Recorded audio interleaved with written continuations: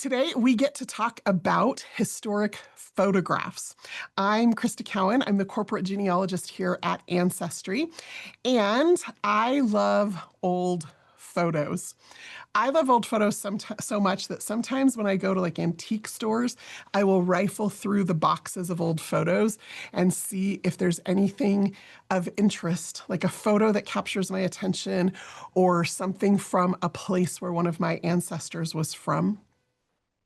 One of the things that I always do is turn them over and look to see if anything is written on the back.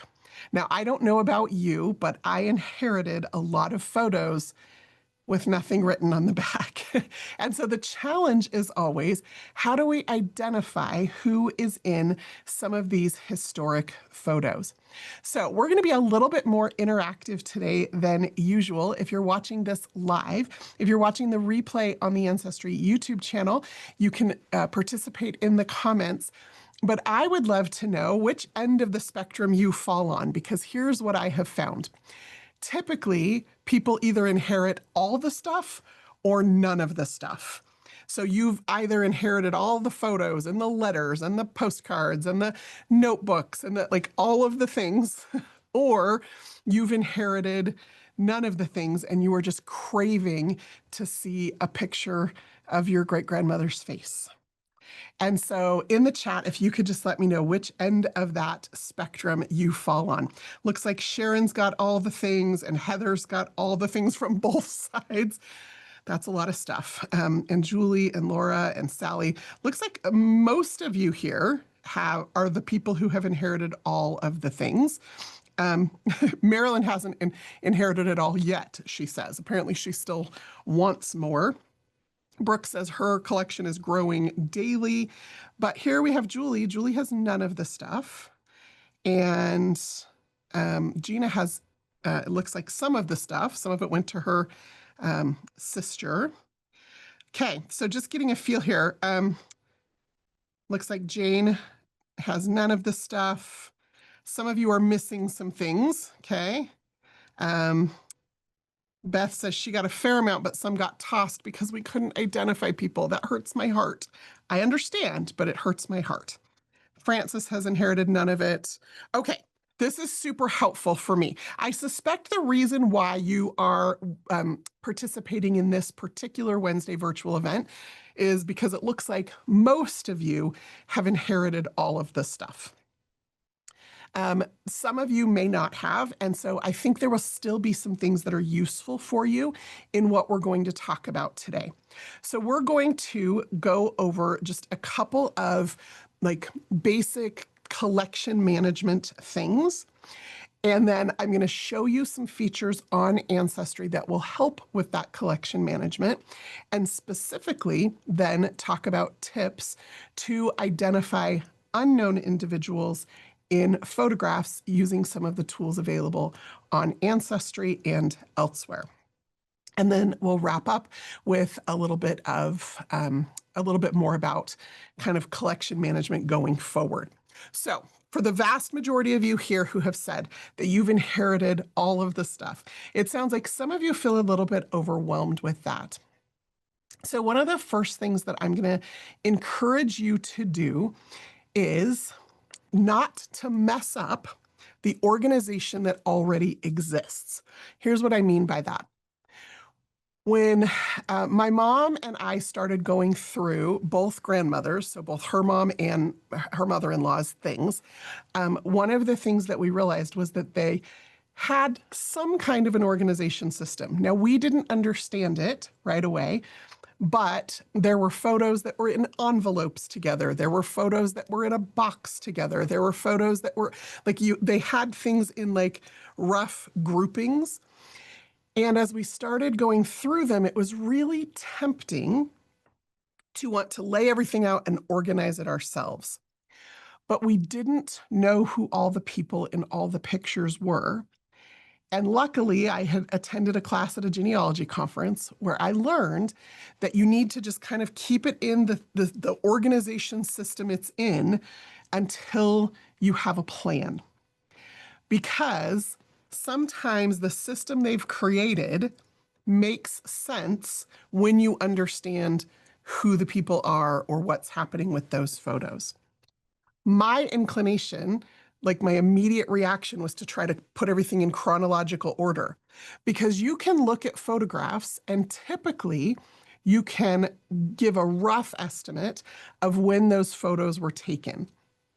Sometimes you're lucky and the photo itself actually has a date on it. The photos from the 1950s and 60s and 70s, when they were developed, oftentimes the date was down the side of the photo or printed by the printer on the back of the photo. And so the temptation was to put everything in chronological order. As you get back before that, in the 1910s and 20s and 30s and 40s, you can usually tell, because we have enough knowledge based on the clothing style, based on the style of the cars, based on the houses, whether the photo is black and white or not. You can start to figure out at least a decade, probably, when those photos were taken. Now, prior to about 1920, it gets a little bit trickier to identify the date of photos. There are tools available to do that, but that's kind of the challenge is, how do you start to put them into at least a decade of when this photo would have been taken? And we'll share some resources for that. But that's the temptation. When you inherit a bunch of stuff, it's to start to put it into your own organization system. But I'm just going to ask you, if you haven't already done that, to just pause and see if you can't figure out what the system is that the person who you inherited this from used. Now, in the case of one of my grandmothers, she was still alive. Her memory was going, but she had enough lucid moments we were able to question her. Wherever possible, the next thing you want to do is talk to family members, whether it's the person you inherited those photos from. In the case of my grandma, my dad and his siblings helped to fill in some of those gaps. And then some of my dad's older cousins helped to fill in those gaps as well. So we were able to say, hey, here's this whole envelope of photos. Who are these people? Why are these photos all together?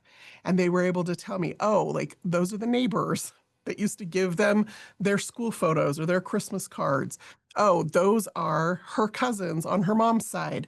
And we don't know who all of them are, but we do recognize a few people, and we think that's how she's grouped them. And indeed, it was how my grandmother had grouped her photos, was she had put them in manila envelopes and little or long letter envelopes based on family groups. And she thought she was being helpful by doing that.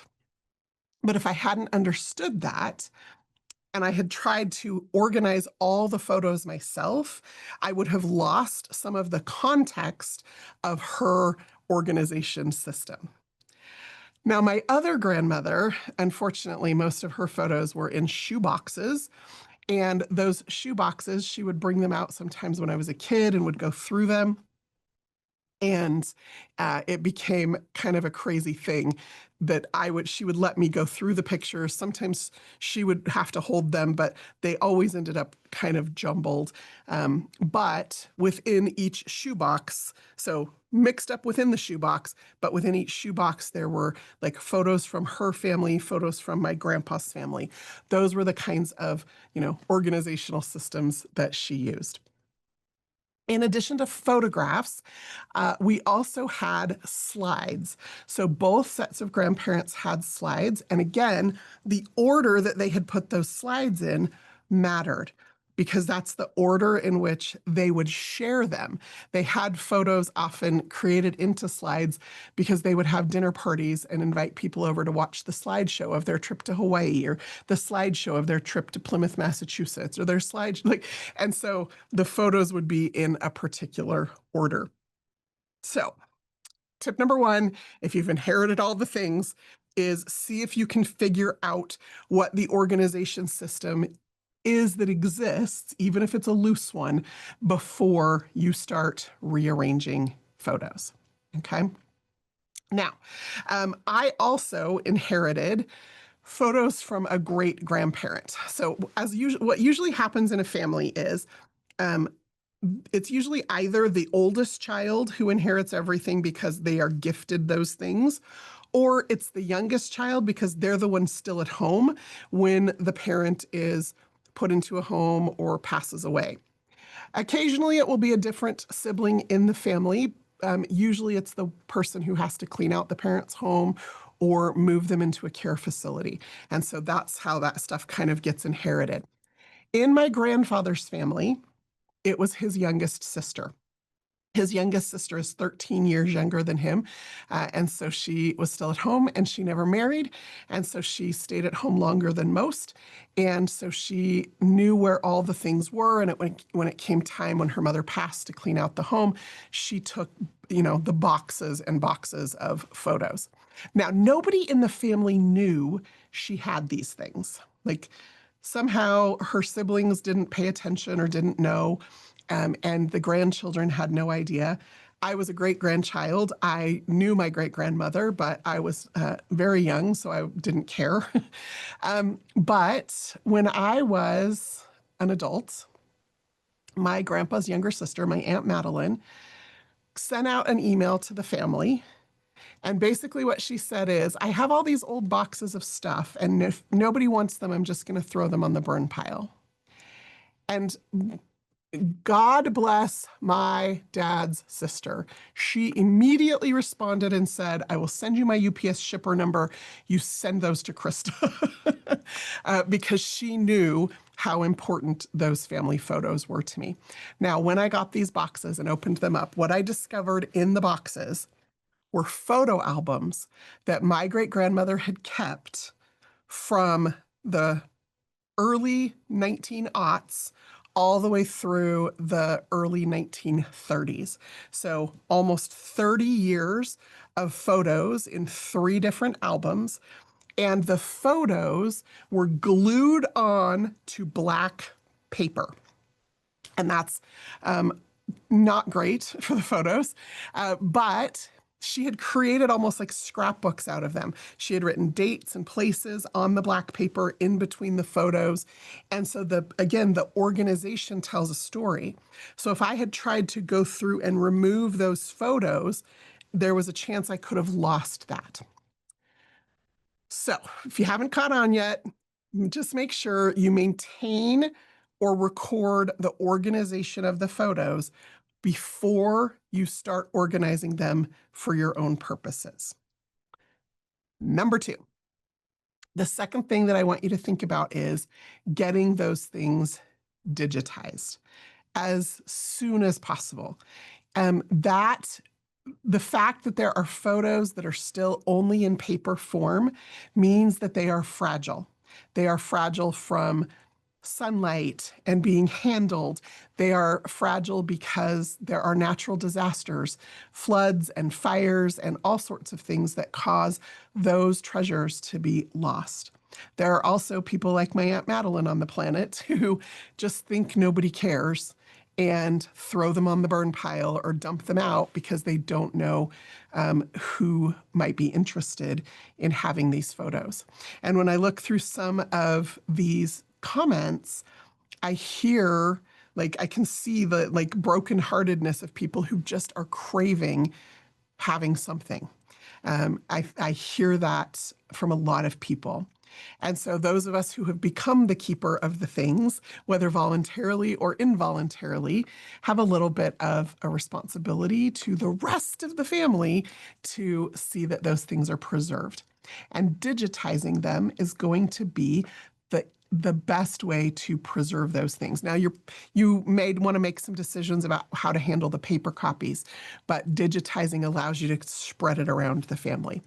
So we will use my great-grandmother's books as an example, her scrapbooks. So what we did was my mom and I took those books to a scanning facility. Now, Ancestry preserves, some of you may have heard of it. Some of you may hear more about it in the coming days, but Ancestry is looking into opportunities and ways for you to digitize things in an economical and efficient fashion. We recently announced that we purchased a company called iMemories. iMemories has so much experience digitizing and scanning precious photos, slides, videos, audio cassettes, like all the things.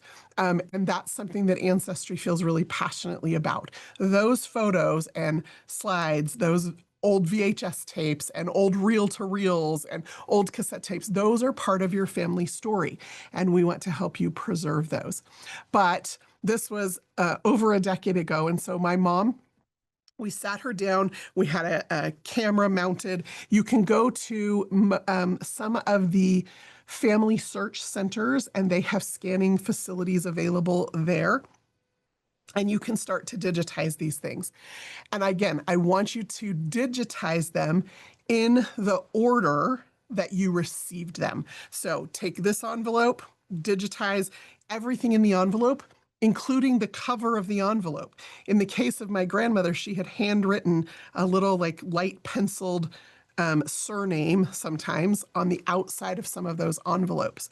In the case of my great-grandmother's books, we digitized them page by page so that you can see the order, the layout that she put into this scrapbook. You can see the things she had written on the paper. So now we have like this raw digital file of all of these photos in the order that they were given to us. Once you've done that, then I feel like if you want to create a different organization system, or if you want to find better ways to preserve those originals, go right ahead, because you've digitized them in the order you received them and you've got that for reference. Now, I took all of those digitized files, and I'll show you my folder here in just a minute. I took all of those digitized files and I created a cloud copy. So I bought cloud storage space, and you can do that any number of places.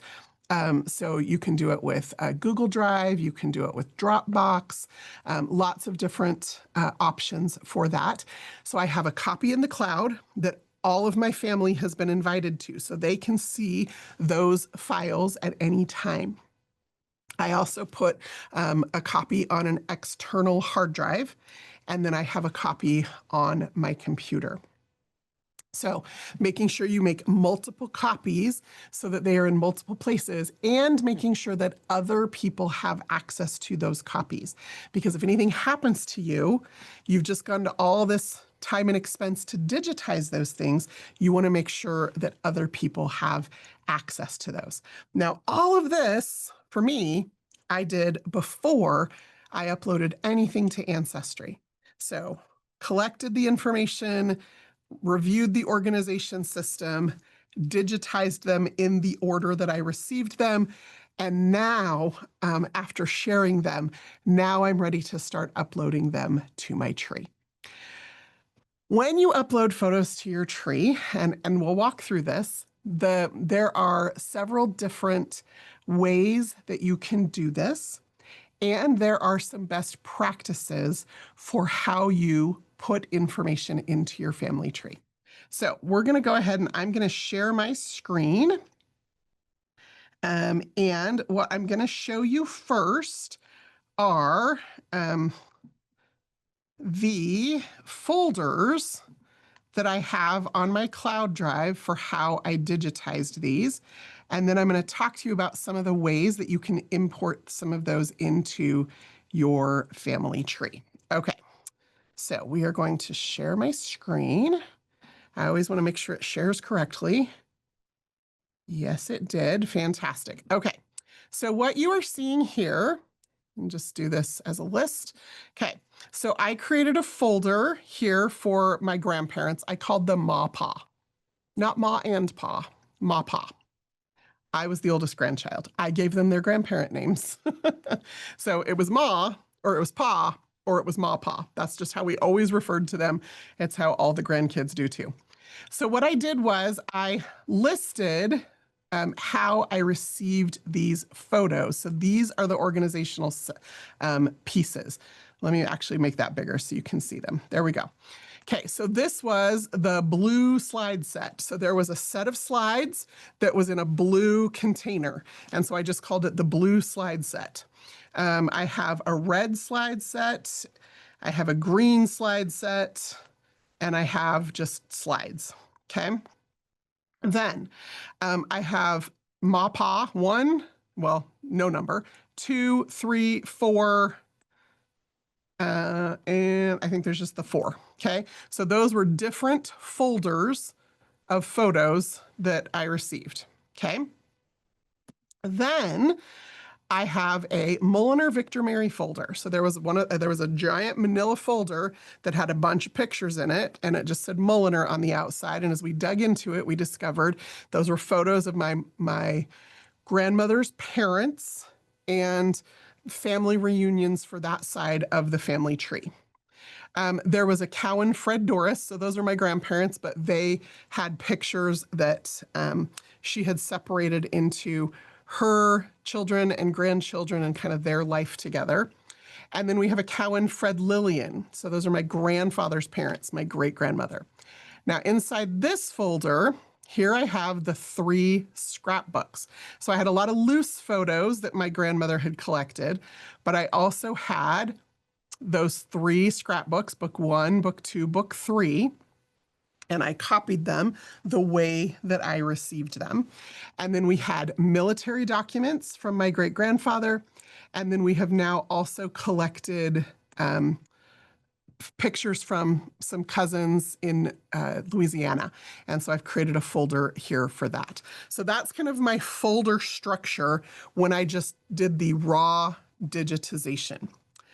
Now, some photos, when you digitize them, like the scrapbooks, I'll show you an example. We just did it on a flatbed scanner with the camera overhead, took a picture, turned the page, took a picture, turned the page. So what you'll notice here is, oh, I've got them in the cloud. So there we go. Okay, hopefully you can see this. Let me make sure you're seeing what I'm seeing. Yes, you are seeing what I am seeing. Okay, so we took a picture of the outside of the book and then turn the page and then turn the page and you'll see, her little handwriting, these sticky notes. We think that they were from my aunt, that she had made an attempt to go through and identify some people. So we left the sticky notes in because she would know better than we would who some of these people are. Turn the page, take a picture. So that was how we digitized them, and that's how these books show up. That is kind of the organizational structure that I did for just the raw digitization. Now, those books, the pictures were glued in, so there was like no way to see if anything else had been written on the back without destroying the photo in some cases, or certainly without destroying the scrapbook itself. The loose photos that we inherited, and not just photos, but in this case, postcards, they have a front and a back. And so what we did was we scanned through a sheet feed scanner that scanned both the front and back side and put them directly into the folder that it created, the digital folder it created, front side, back side. And so I can go through these and see exactly what's on the front and what's written on the back. So that brings me to photo identification. As you are going through these photos, there are going to be people you know exactly who they are, and there are going to be people that you don't know who they are.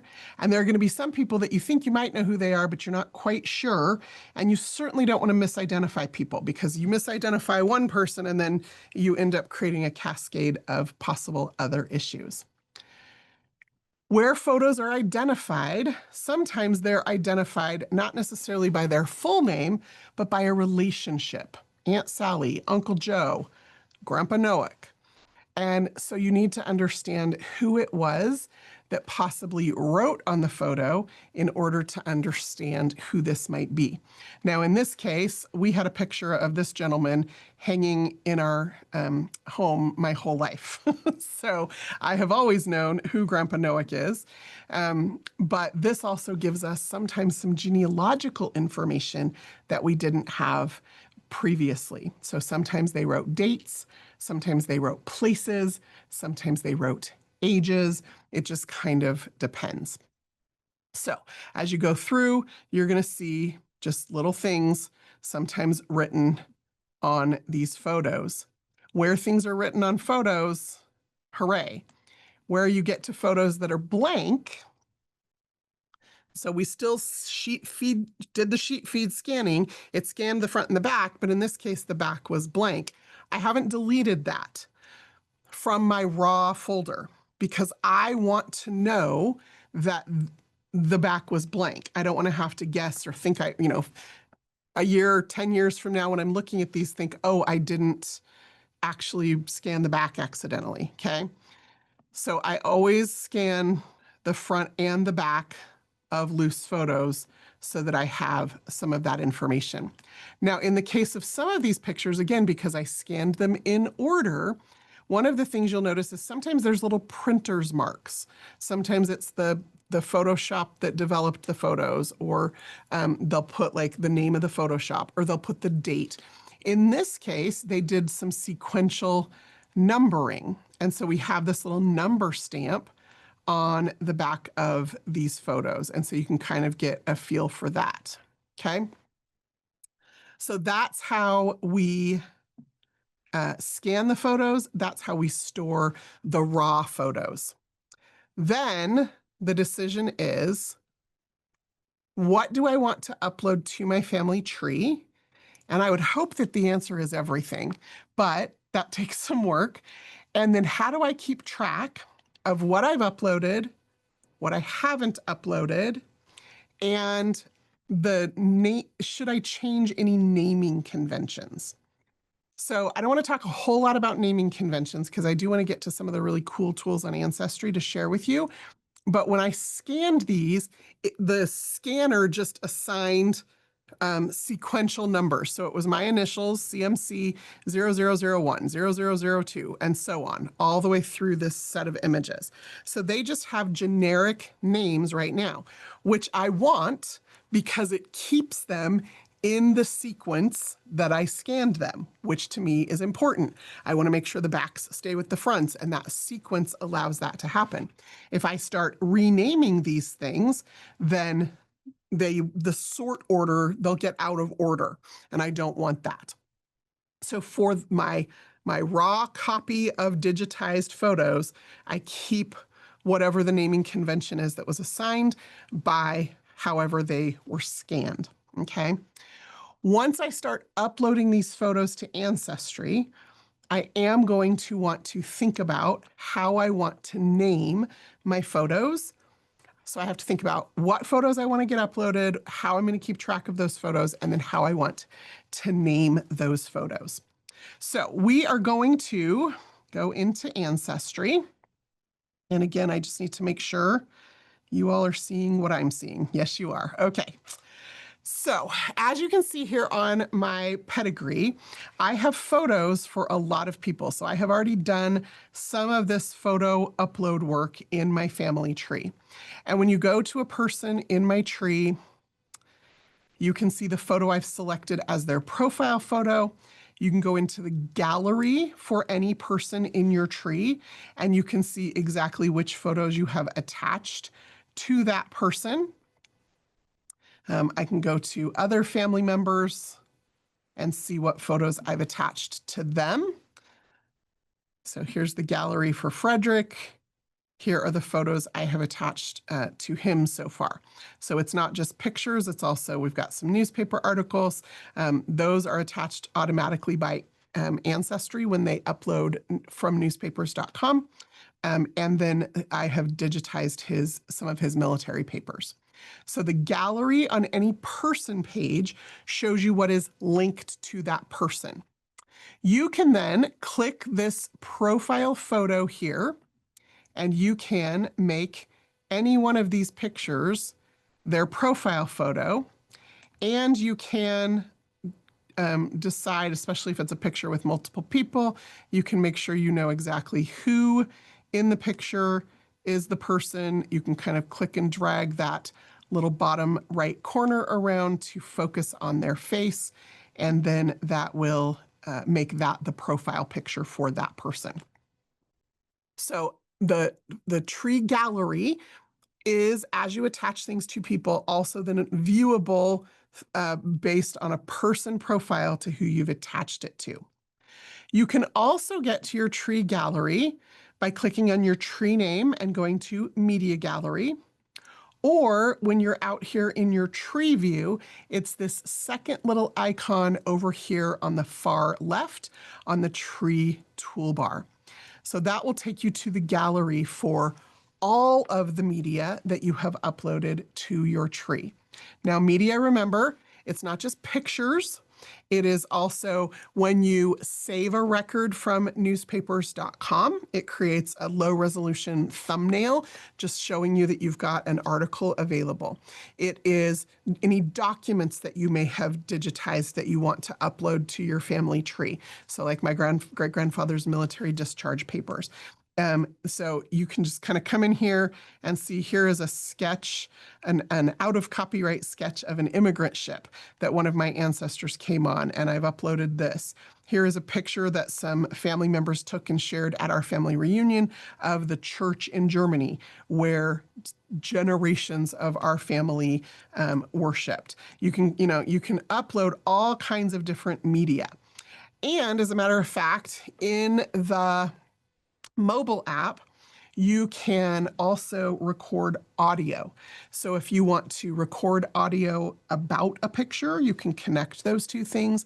If you want to upload audio from like I've got old cassette tapes of family members that we have digitized, you can upload those kinds of audio files as well. You cannot, somebody's going to ask this question, I'm glad you asked. You cannot yet upload video files. So right now, JPEGs, PNGs, any kind of photo file, audio files, but not yet video files. As you then go through and upload these photos, so we're going to go ahead and upload one of the photos from this folder here. So I'm going to upload media, and I am going to go to this picture folder, and we're going to go to my grandparents, and then we are going to go to my great-grandparents, and we are going to upload this fantastic photo of Lillian. Now, again, we did sheet feed scanning, which means these scans are not pretty and clean and neat. So you need to make a decision if you want to create an entire copy of your file and then clean up the images. So you could deskew them and crop them and do all sorts of that kind of work if you want to. Today, I'm not going to go through that time to do that, but you can do that. Now, it's always going to upload it with the title that you gave it in the original file. So when I upload it to Ancestry, I'm going to want to change this file name. Lillian Elsa Noack, and by the time this picture was taken, she was a Cowan. This is a portrait or a family photo. You want to select the category of media because then that will allow you to filter your media gallery later. As you upload things to the gallery, it just gets bigger and bigger and bigger, right? So we can upload or identify the photo as a portrait or a document if you've got certificates or a photo of a headstone, all sorts of different options here. In this case, I'm going to select this one. Now, do I know the date of this photo? Here is where I want to come back out here, and I want to look at the back side of the photo to see if anything is identified. And in this case, it's not. So I don't know the date of the photo. However, I do know when she was born, and I can make a guesstimate about how old she is in this photo. And that's not a bad thing to do.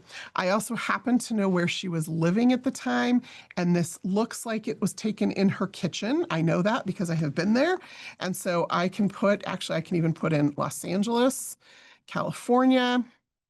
So I know it was taken in the city, and I suspect that this photo was taken probably sometime in about 1940, okay?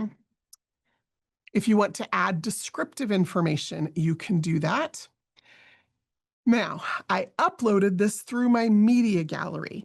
I did not upload this through Lillian's profile page, which means the system doesn't know that this is a picture of Lillian. So I am going to want to make sure to tell it that. So when I save the picture, it's going to give it just a second. Now, I can then come in here, click done. Oh, come on. Trying to do this on my laptop without a mouse. Okay, I'm going to click done, and now we can see that the photo is uploaded there. When I come in here to open the full photo, there are a couple of options. If I know who this person is, I'm going to click tags. It's going to pick out the faces. If there's multiple people in the picture, it will pick out all the faces, and you can then click on it and tell it who this person is. That will then link it to the person in your tree that is represented in the photo. If you don't know who this person is, Ancestry has this new feature called Face Match. So you may have a photo that you know, oh, that's my great grandma, but I don't know who these other 3 people are. This face match option allows you to come in here, and we're gonna, oh, I have to kind of drag this, make the box bigger, kind of drag it to her face. I can make it even a little bit bigger if I want to include her hair and her ear. So you kind of play around with it a little bit and see if you can't kind of make the box the right size to include enough information. And then we're going to click on Face Match. Now, Ancestry has trained an AI algorithm on the photos available on Ancestry that have been identified or tagged to a person. We've also trained the AI on yearbook photos and passport photos, any photos that we have access to that can help identify a person. And if we can figure out who this person is, we will be able to tell you. I'm running right now, I'm running at about a 20 to 30% success rate. So this is a brand new feature. It is, still, it's been trained on a limited data set, but as more of us upload photos, as we tag those photos, then more people are going to be able to upload photos. And if they've got a photo of your grandfather in his, flight uniform with his crew in World War II, wouldn't you want to know that? So if I upload photos of my grandfather and I tag them, the system gets trained on his face. And then if anybody else uploads a photo that they don't know who all these people are and uses this feature, they'll be able to pick him out. They'll be able to tag him, and then I will get served that photo up as a hint. So for those of you who are waiting for photos, that is a really great thing. But if you have photos, you want to upload them so that the algorithm gets trained in order to make sure that we know who these people are. Now, we do show you if we think that this match is great, good, or fair. So a great match means we have some pretty high confidence that this is the same person. A good match means we're not so sure. And a fair match is these probably aren't the same person. There are a lot of things that determine great, good, and fair. One of them has to do with the quality of the photo. So you want to upload the cleanest scan that you can. When you're digitizing those photos, you want to make sure that you are using really high quality scanning equipment. So that's like, send it away to have it scanned or take it to a family search center. Like most home scanners don't provide the really great quality. They're good enough. And if that's all you have or all you can afford, absolutely get what you can digitized. But you want to make sure you have a high quality scan in order for Face Match to work well. The other thing that matters has to do with what we call artifacts on the image.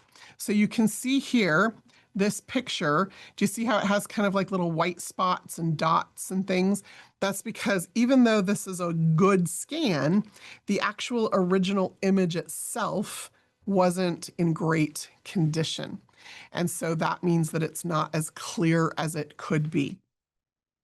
And then the third thing that affects how well this face match program works has to do with whether or not the person is looking straight on to the camera or not. You can see my great grandmother here. Her face is turned to the side a little bit. She's kind of got her chin dropped. This whole side of her face is in shadows. You can't really see her ear, her eye clearly. You can only see one ear, not both ears. So that kind of an angle is going to affect the face matching algorithms as well. Now, here's the great thing about face match. Today is the worst it's ever going to be, which means it just keeps getting better.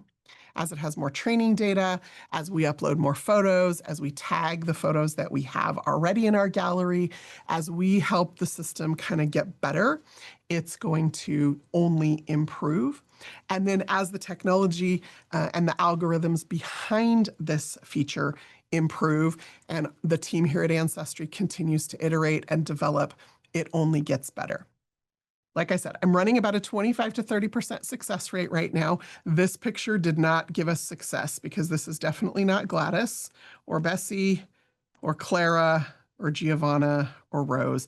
And you'll see as I skim down here, we get into the fair, right? And you can see why this is a fair match, because look at the quality of that image. Not only is it a poor quality image, but she's kind of turned a little bit to the side. Lower quality image, kind of similar. Okay, so that's kind of how that works. But go through the list. How do you know if this is the person or is not the person? Couple of clues. One, it tells you her name. If you recognize the surname as a surname from your family, which means you need to know about your family tree. You need to not just include your ancestors in your tree, but you also need to include all of their children, right? So my great-grandmother is in my tree, but so are all of her brothers and sisters. And not just them, but their spouses, because her sisters all married men with different last names. And so I am familiar with all the surnames in her branch of the family tree. Then I've added all of their children, so all of my grandfather's first cousins and who all the girls married. So I've done the work already in my tree to start to identify the surnames in my family tree. So when I come in here to use this face match feature, I can often easily either dismiss or investigate specific suggestions based on that surname. I also, in this case, can quickly dismiss these because of the locations.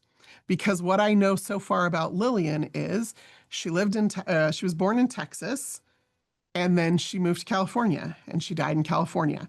And so this person is from Minnesota. So surnames and locations that are common to your family is one of the things that you're looking for. I also placed this photo in about 1940. Now, because I know who this is, I could do that. But if I didn't know who somebody was, I'm going to look for clues in the picture. Sometimes those clues are actually the date, either written on the back or printed by the printer on the photo.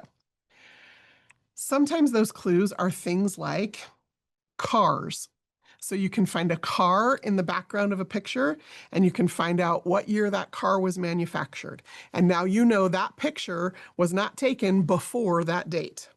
Could have been taken anytime after that date, right? Some of those cars can be 10, 20, 30 years old, but you have at least a window of time. You're going to look at things like clothing styles. In some of these pictures, you're going to have really clear clothing styles to be able to date that particular photo, right? How big is the collar on my great-grandfather here in this photo? And then go do a search and see when was that kind of collar popular. You can come into things like, pictures like this. When did this kind of dress become popular for teenage girls? What years were they wearing that kind of a dress? Look at things like the cuffs on pants. So collars, cuffs, dress lengths, shoes. Those are the kinds of clues that you can look at to start to put a particular date on a photo for someone you don't know. Now, if you know who the person is, this is my grandpa, and you know what year they were born, you can date the photo based on about how old you think they are in the photo. If there's multiple people in the photo, that's going to give you a better chance of adding a date to the photo, because now you have an understanding of, oh, I can't tell you exactly how old she is in this picture, but I know who this child is, and that means that this is probably my Aunt Rhonda's younger cousin Teresa, and I know what year Teresa was born, and so I can date the photo based on that. So you're looking for clothing styles, you're looking for cars. If there are houses or buildings in the background, just clicked that. If there are houses or buildings in the background, if you know when those buildings were built or when those buildings were torn down, you can do a little investigating to figure that out. This is one of my favorite photos. This is my dad, his older sister, his younger sister, and their two first cousins. And they're all adorable. And they're at grandma's house. That's my great grandma Lillian's house. Okay, so that's the kinds of things that you are looking for in the photo. Another thing is, if you know who some of the people in the picture are, sometimes that context can help you understand who some of the other people in the photo are. So, understanding that, that's my grandpa. Well, then this is his older sister, and this is his younger sister, and this is his father, and so this must be his mother, even though I can't see her face really well. Also, because she wore hats a lot, I'm pretty sure it's her. Also, I love that my grandfather is putting up bunny ears on his baby sister. And this picture was probably taken in about 1939, because I know when Aunt Madeline was born. So that's kind of the thing that you're looking for when you're trying to identify time, place, and people, is pay attention both to what's in the background, and then if you've got a series of photos, see if you can't figure out, based on contextual clues, around some of those other photos. Another thing to keep in mind is, if you know when somebody died, you can date a photo, because the photo, of course, has to be taken before they were dead, unless, of course, it's a post-mortem photo. Some people do that. Okay, so you've got these photos taken. I can't tell you exactly how old my grandpa and his sister are. I know this is my grandpa. I know this is his sister. I know this is their grandmother. I think this is probably one of their grandmother's older sisters, but I'm not sure. But I know what year she died, and I know who her older sisters are because of the family history work I've done. So I can start to figure out which of her sisters, which of my grandfather's grandaunts this is, based on some of those contextual clues. So that's the thing that you're looking for as you go through your photos. And then as you try to identify this person, when you're trying to identify the unknown people, if you've already gathered those contextual clues, you can usually pretty quickly go through these and say, no, I don't think this is her. No, I don't think this is her. No, I don't think this is her.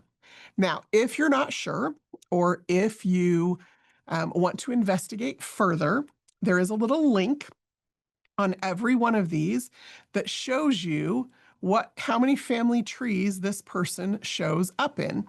And if you click on that, it will show you family trees this person is in and other photos that have been uploaded for that person. So you can make some decisions for yourself. So you can look at some of the other photos. You can also come in and look at the records and the relationships and make a decision for yourself if this is that person or not. Okay.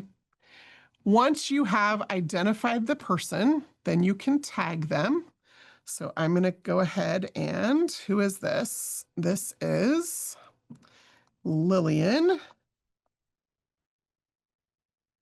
There she is.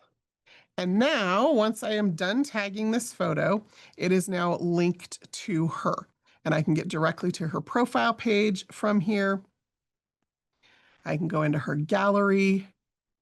And now that photo will show up here in her personal gallery, along with the other couple of photos I've uploaded. And it will also show up here in the main tree gallery here. So as you think about how you are going to go through the process of, and just unshare my screen so I can see your face, so you can see my face. As you think about how you're going to get your photos from the boxes onto the computer and then from the computer onto your tree, that is kind of the three-step process you need to think through. Don't get overwhelmed. I saw, again, at the beginning, so many of you have so many things, and some of you sounds like you might be a little bit overwhelmed. Just break it into single tasks at a time. Understand the organization. What do I need to do to get these digitized? Now that you've got things digitized, now what am I going to upload to the tree? And how am I going to use that to both tag things to the correct people and then to help identify who the people are that I don't know? You can upload photos to your gallery even if you don't know who anyone in the photo is. So I have a particular picture in my tree gallery that I have uploaded. It's a gorgeous picture. It was in with my great-grandparents' things. And let's see if I can find it quickly. Here it is. And based on what I know about my great-grandfather as a child and some other photos I have of him, I am like 80% certain that this right here is my great-grandfather. I'm pretty sure. I only have one photo of him as a child. All the other photos I have of him are from his adulthood, but based on the fact that it was with the other pictures from Fred and Lillian, and the fact that I have this one photo of him as a child, I think this is him. Based on the clothing, I have kind of figured out about when I think the date of the photo was, and that's about how old he would be that particular year. So then the question becomes, who are all the other children in this photo? Well, I know that he has an older brother, and this kind of looks like my dad's great uncle Bob. And so that, again, I haven't tagged it yet because I'm not sure.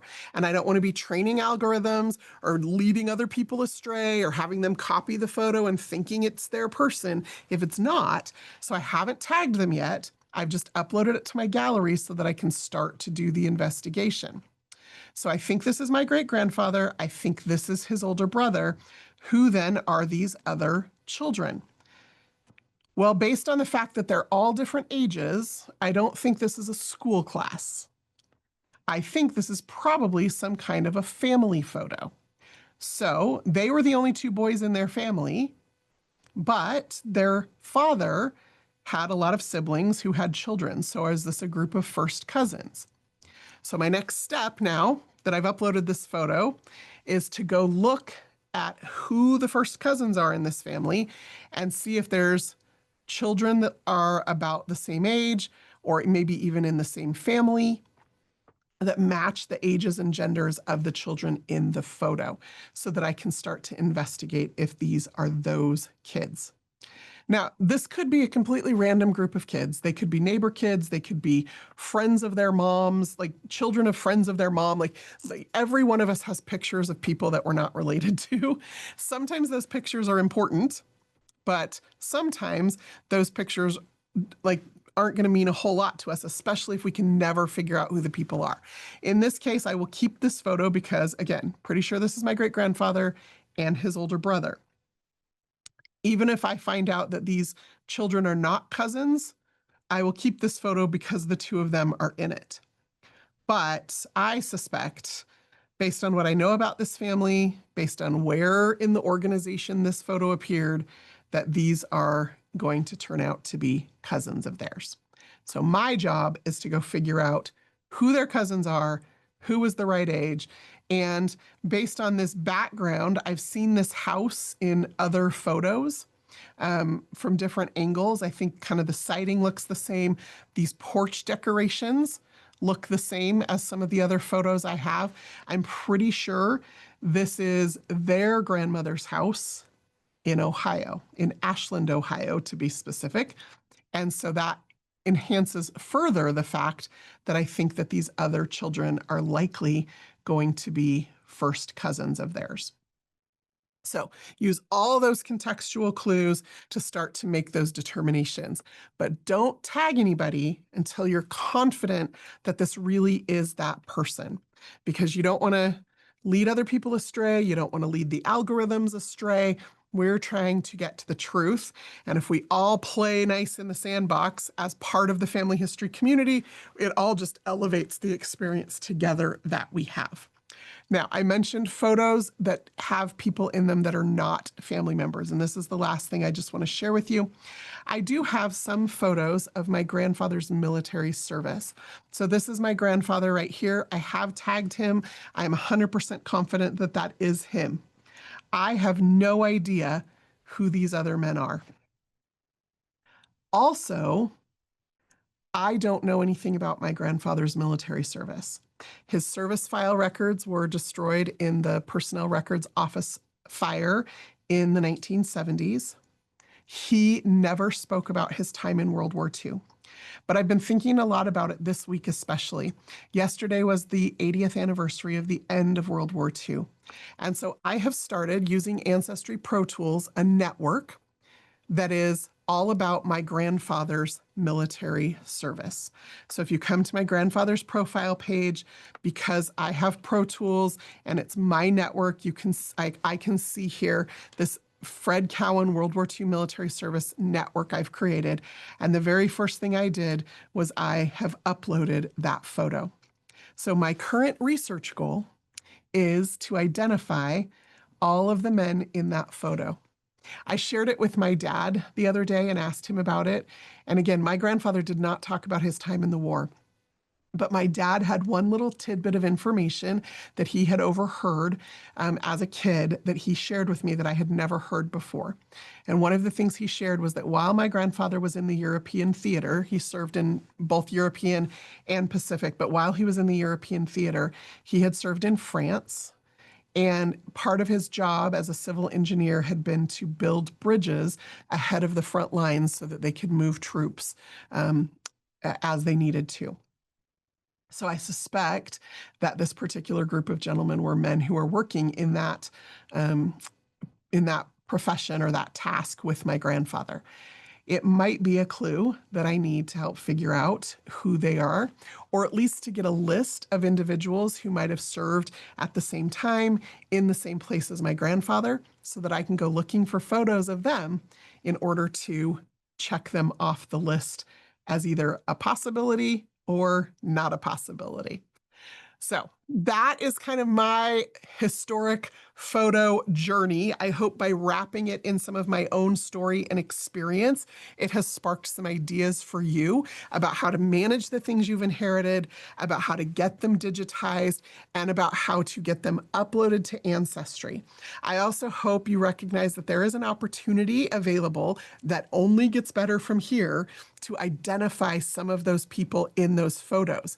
But the more work you do, collecting all the family members, identifying like approximate dates and locations based on the context of the photo, the other photos that it was with, what you know about the family, that's going to give you a higher percentage of or higher opportunity to accurately identify those people in those photos at some point, even if you can't right now.